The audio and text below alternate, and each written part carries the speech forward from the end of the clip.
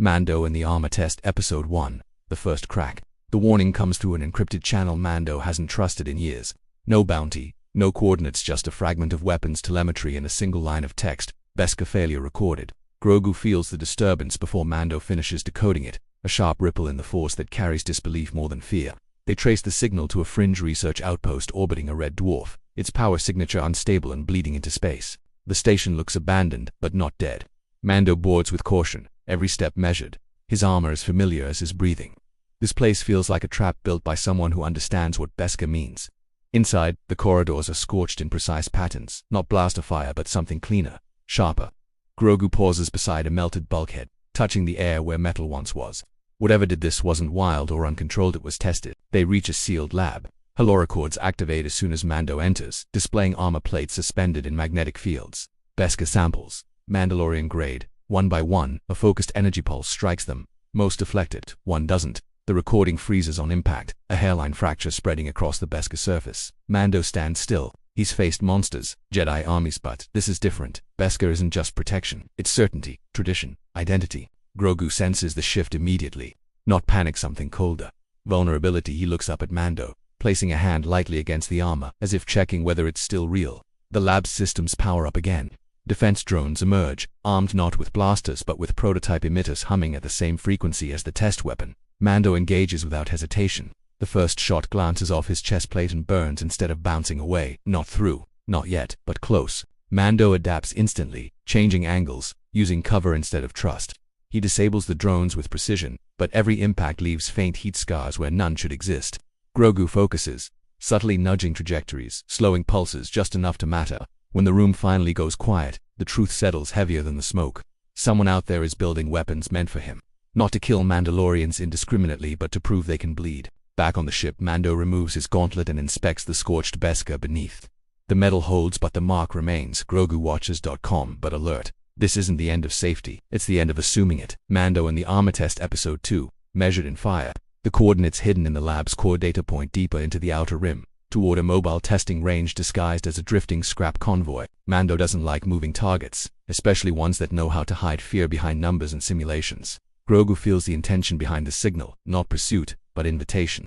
The convoy is protected by mercenaries wearing adaptive shields, their tactics clean and disciplined, not pirates, not soldiers, test operators. Mando boards one of the vessels mid-drift, disabling engines without breaching the hull.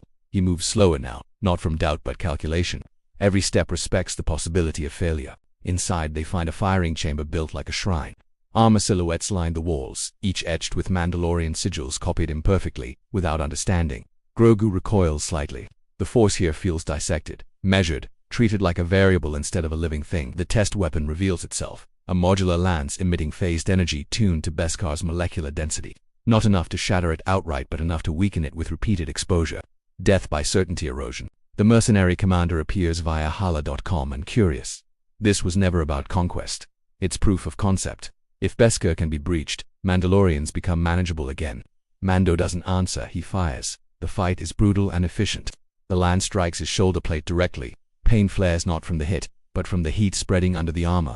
For the first time, Mando staggers. Grogu reacts instantly, pushing outward with the force, not to attack, but to distort the weapon's frequency. The lance misfires, the feedback tears through the chamber. They escape as the convoy destabilizes, but not before Mando retrieves the weapons core. He needs to know how close they are. Back aboard the ship, Grogu studies the damaged shoulder plate. The crack is invisible, but he can feel it. Mando can too. Armor was never meant to make you invincible. It was meant to remind you what you're protecting, and now someone wants to take even that choice away. Mando and the Armor Test Episode 3, What Endures. The weapon core hums softly on the workbench, its light pulsing like a restrained heartbeat. Mando has dismantled it piece by piece, memorizing every flaw, every clever betrayal of physics. It is not perfect. That's the first comfort he's felt since the lab. Grogu sits nearby, eyes half closed, listening not to the machine, but to what it was built to do. They followed the remaining data trail to its source.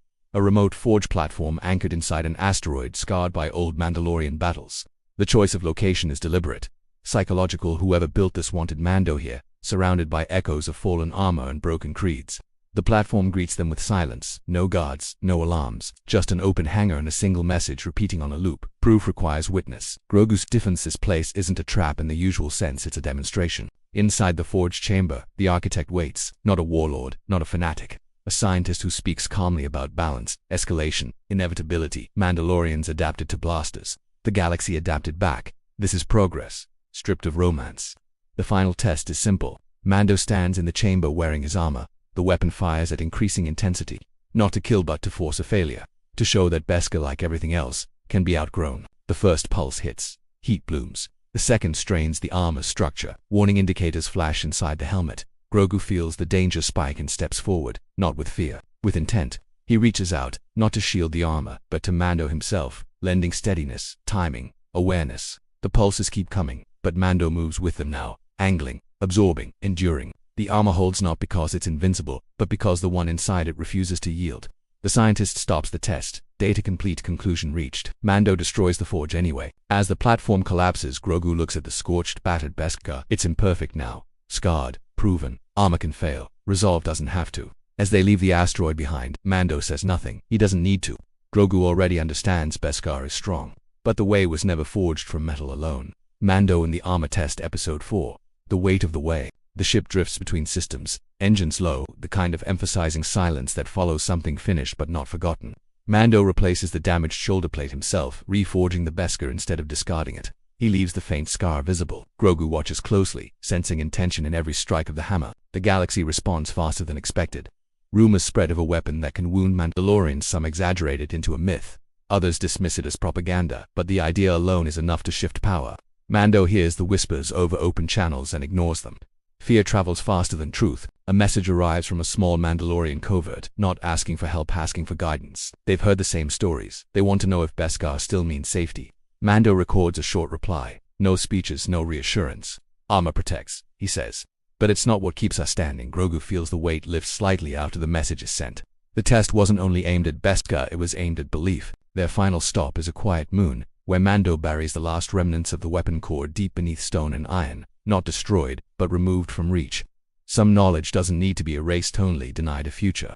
As they leave, Grogu walks beside Mando. No prom, no distance. He reaches out briefly, not lending power this time. Just presence. Mando nods, acknowledging it without words. The galaxy will keep inventing ways to break armor, but it will never fully understand what Mandalorians wear underneath. And that is what endures.